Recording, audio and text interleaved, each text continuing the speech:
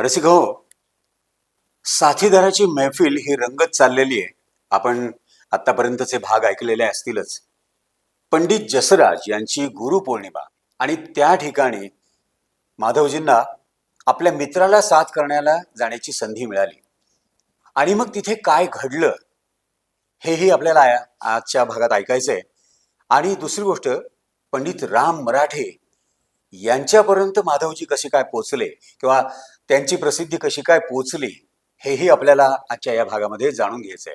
तेव्हा ऐकूया साथीदाराची मैफिल.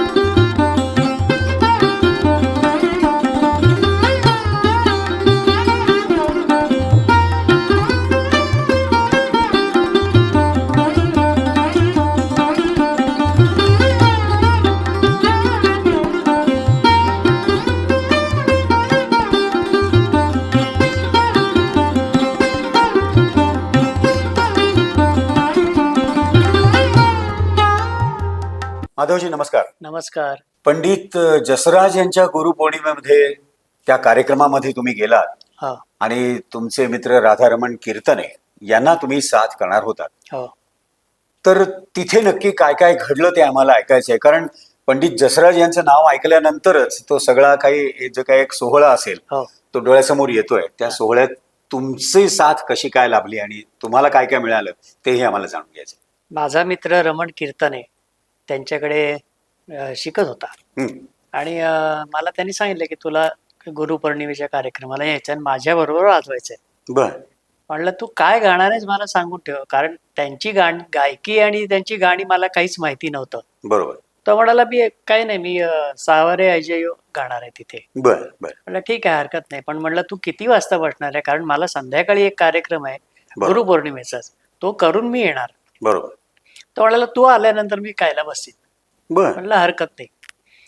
आणि मी माझा कार्यक्रम संपून मी साधारण एक 10:30-11च्या सुमारास तिकडे गेलो. बर. आणि त्यांनी मला सांगितलं की आता 2 आयटम झाले की नंतर माझं गाणं आहे. बर, तोपर्यंत मी तिथला सगळा माहोल बघत होतो. बरेच तिथे कलाकार मंडळी आलेली होती. बरोबर. त्याच्यामध्ये एन राजम व्हायोलिनिस्ट हो. त्या पण तिथे आलेल्या होत्या. बर, वा. त्यांची मुलगी संगीता शंकर त्याही होत्या. बर बर. आणि म्हणलं आता ठीक आहे, कारण मी गेलो तो फक्त रमण कीर्तने त्याच्यावर वाजवायचं, बरोबर. त्यामुळे मला काही त्याचं टेन्शन तसं नव्हतं, कारण बरोबर. त्याचं गाणं मला माहिती होतं. बरोबर. मग तिथे 2 आयटम मी बसलो. त्याच्यानंतर त्याचं गाणं वाजवलं. बरोबर. ते गाणं वाजवून झालं, मी वाजवलं वगैरे सगळं, कारण जोपर्यंत तिथे जे कोण वादन करणार होते, बरोबर. साथ करत होते, ते साथीदार म्हणजे ठीक आहे, म्हणजे तबला वाजवत होते इतकंच. बरोबर. मुख्य साथ संगत वगैरे हा प्रकार तसा नव्हता तिथे, कारण त्यांनी तबलजी म्हणून कोणाला बुक केलेलं नव्हतं, की त्यांचे लोकच वाजवत होते. बरोबर. बरोबर. आणि त्याच्यानंतर एक आयटम झाला आणि मग एन राजम व्हायोलिनला बसल्या बर. वाजवायला. बर. तर त्यावेळेला मी आता ऐकायचं, तर माझ्याकडे अशी खूण करून मला त्यांनी बोलवलं बर. आणि मला म्हणाले की हमारे साथ बजाओगे. बर. अचानकच. अचानक एकदम. बर. काय मग म्हणलं हा जरूर, अगर आप कहे तो बजाएंगे. वा. कारण तोपर्यंत तिथे आणखी कोण कोण होते मला काहीच कल्पना नव्हती. बरोबर. ते त्यांच्याबरोबर त्या दिवशी मी वाजवलं. की त्यांच्याबरोबर वाजवण्याची पहिली संधी मला मिळाली. खरंय. आणि नंतर त्यांच्या मिस्टरांनी माझा पत्ता वगैरे घेतला होता, माझा फोन नंबर घेतला होता. बर. म्हणाले अगर मेरा प्रोग्राम बम्बई में है, अगर और कहीं है तो आपको हम बुलाएंगे. असं झालं.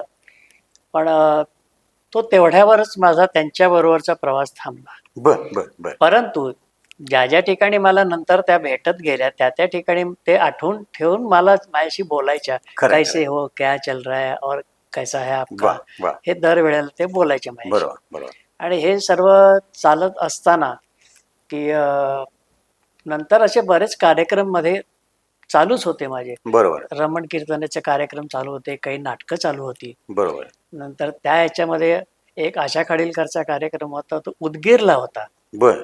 आम्ही उदगीरला जायचं म्हणजे की त्यावेळेला एसटीने जायचं.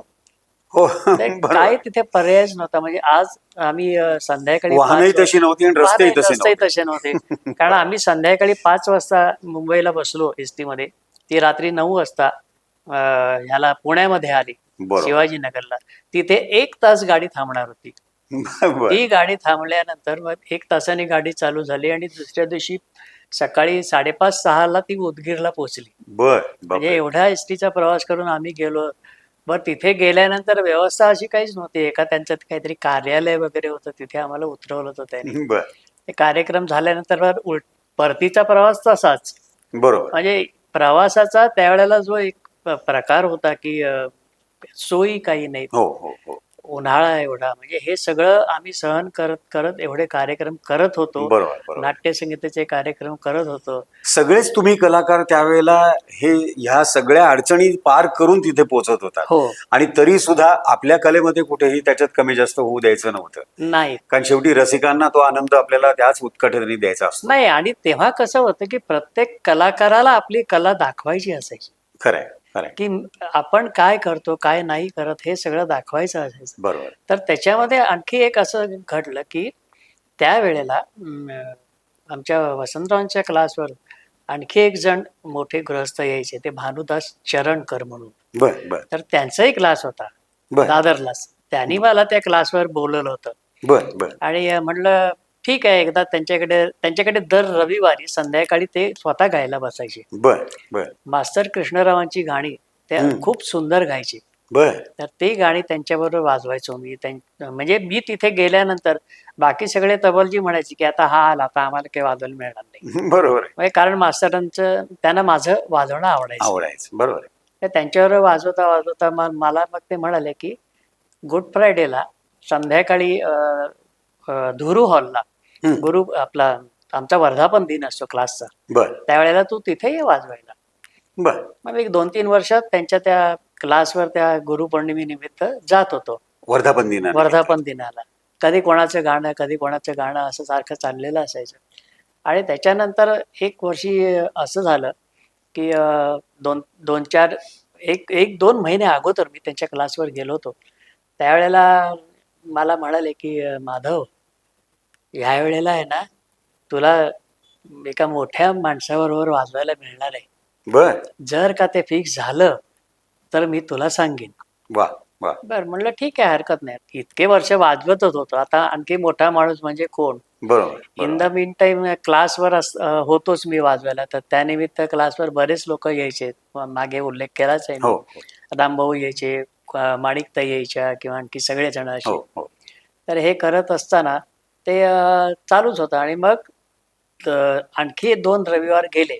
हम्म. आणि ते 2 रविवार गेल्यानंतर मला त्यांनी सांगितलं की ह्या वर्षी वर्धापन दिनाला शेवटचा आमचा जो कलाकार ठरलाय तो बरोबर. बराच मोठा कलाकार आहे, हम्म. संगीत रत्न राम मराठे. अरे वा. बर त्यांच्याबरोबर तुला साथ करायची आहे.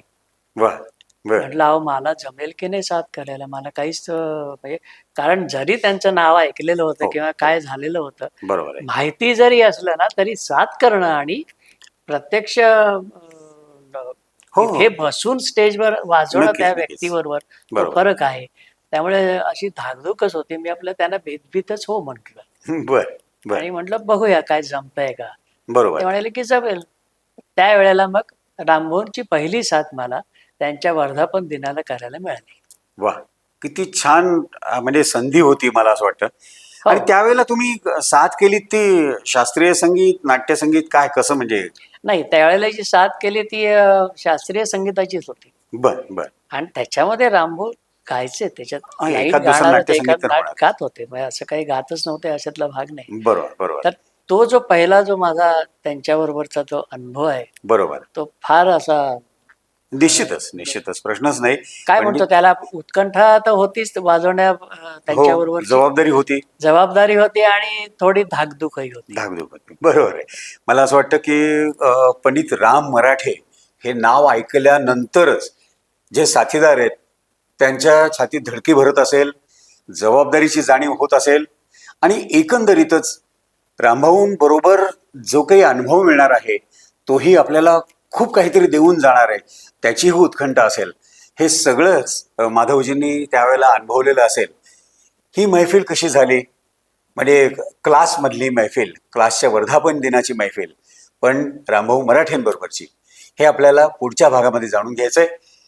आज आपण साथीदाराच्या मैफिलमध्ये इथेच थांबणार आहोत आणि पुढे मात्र पंडित रामभाऊ मराठे हे मोठं नाव आणि त्यांच्या साथीला आपले माधवजी मोडक हे साथ करणार आहेत.